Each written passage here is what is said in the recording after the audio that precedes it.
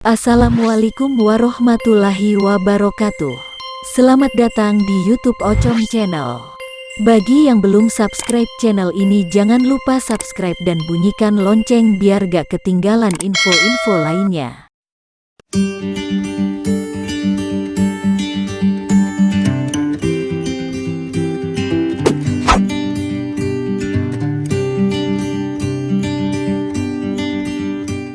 Semoga sahabat semua diberikan oleh Allah Subhanahu wa Ta'ala kesehatan dalam penyebaran agama Islam di Nusantara.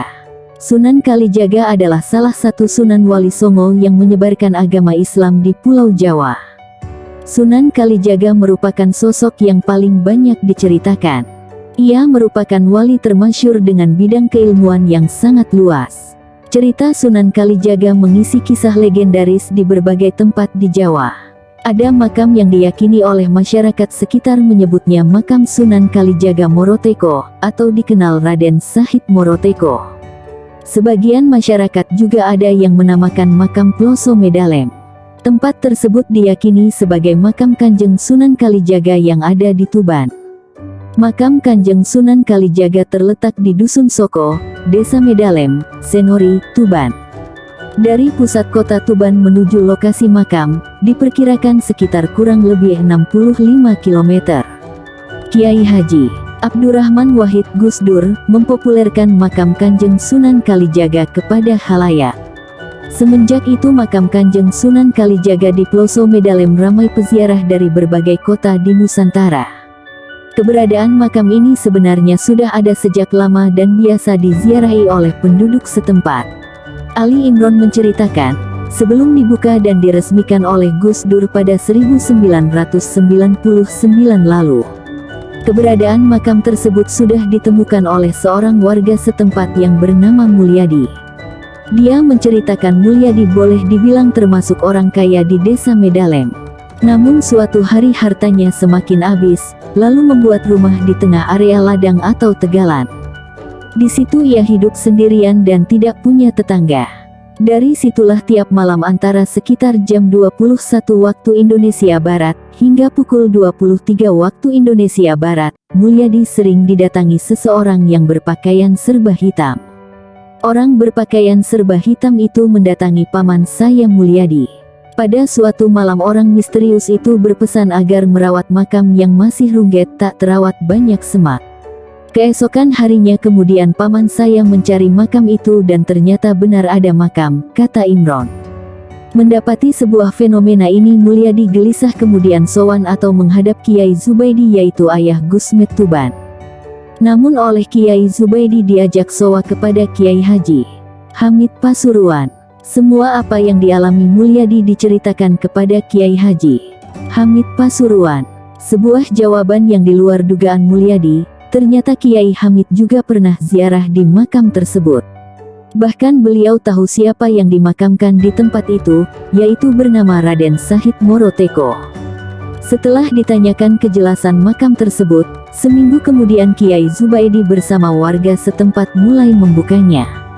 Tapi dulu kondisinya belum secerah ini, keadaannya masih banyak semaknya. Jadi kelihatan angker. Selain itu, pemerintah dulu kan sempat melarang untuk menziarahi, ujarnya. Gus Dur mendapat firasat. Masih cerita Imron, saat Gus Dur menjadi presiden, tepatnya pada 1999, makam tersebut baru dibuka dan direnovasi sedikit demi sedikit. Bahkan Presiden RI keempat ini memberikan sebuah titik terang bahwa makam tersebut adalah makam Kanjeng Sunan Kalijaga. Sebelumnya Gus Dur berziarah ke makam Sunan Kalijaga Kadilangu, Demak. Dalam pengalaman batin Gus Dur, akhirnya mendapat firasat untuk ziarah ke makam Kanjeng Sunan Kalijaga yang ada di Medalem, Ploso Tuban. Dengan melalui Riyad Sauro yang biasa dipanggil Gus Ayah, selanjutnya mencari keberadaan makam tersebut. Informasi yang diterima ternyata benar terdapat makam Sunan Kalijaga yang letaknya di Dusun Soko, Desa Medalem, Kecamatan Senori. Sehingga Gus Dur datang dan berziarah ke makam tersebut. Tepatnya pada 17 Ramadan persisnya tahun 1999. Pada saat itu, makam sudah mulai dibuka. Kalau menurut penuturan Gus Dur, yang di Kadilangu itu kantornya, akan tetapi di sini makamnya. Tapi semua itu wallahu a'lam. Setelah ditetapkan acara haulnya, selanjutnya di tahun 2000 Masehi dibentuk juru kunci oleh pihak desa dan kecamatan setempat. Dalam musyawarah tersebut, lalu ditetapkan sebanyak 5 juri kunci. Di antaranya, Mbah Sangep, Horibun, Mbah Modin Wanijo, Dimyati, dan Ali Imron. Di saat itu pula, sekitar makam mulai dibangun dan renovasi. Akan tetapi kelima juru kunci tersebut 4 sudah meninggal, ya tinggal saya juru kuncinya ini, katanya Ali Imron. Semilir dinaungi Ploso Songo, bentang alam persawahan mengelilingi makam Kanjeng Sunan Kalijaga Dusun Soko, Medalem, Senori, Tuban. Sepoi angin sawah semilir membuat nyaman siapa saja yang datang ke sini. Ada tumbuhan khas yang rimbun di sini yaitu pohon ploso. Sehingga komplek pemakaman ini disebut Makam Ploso. Sedikit uraian tentang pohon ploso, dalam buku, Sutanaya Dadapwaru, Manusia Jawa dan Tumbuhan, tahun 2017, pada halaman 333, karya Iman Budi Santosa, dijelaskan, pohon ploso, atau plasa, atau palasa, Butemonosperma, sudah dikenal oleh masyarakat Jawa sejak masa lalu, khususnya mereka yang tinggal di perdesaan atau dekat hutan. Karena pohon ini banyak tumbuh secara alami di padang rumput terbuka dan hutan-hutan campuran di bagian timur Pulau Jawa hingga ketinggian 1.500 meter dpl. Batang pohon plasa relatif kecil, sering bengkok, dan tingginya hanya 5-12 meter. Di musim kemarau pohon plasa mengalami gugur dan seperti pohon jati. Bunga plasa terhitung indah dan menghasilkan bahan pewarna yang disebut butein, dahulu sering dipakai untuk mewarna sutera dan kain baju. Pohon plasa menghasilkan getah namanya gom yang dapat dimanfaatkan sebagai bahan pewarna, bahan penyamak, serta pengobatan tradisional, misalnya untuk mengobati diare. Sedangkan minyak biji plasa dimanfaatkan sebagai obat cacingan. Daun mudanya setelah ditumbuk dapat digunakan untuk mengatasi sengatan kalajengking, bunganya dipakai untuk mengatasi gangguan pada hati. Di kompleks makam di Jawa bagian timur biasanya juga banyak ditemukan pohon ploso. Bahkan untuk kebutuhan kuliner daun ini untuk membungkus tape ketan. Biasanya tape ketan bungkus daun ploso digunakan untuk hajatan matenan, sunatan, merti deso. Panorama persawahan dan pepohonan ploso menjadikan suasana nyaman untuk peziarah. Salah satunya dirasakan peziarah, Rudi, 25, dari Kalitidu, Bojonegoro. Menurutnya, berada di pesarean makam ini sangat nyaman dan semilir. Sehingga cocok berdoa meditasi tadabur alam.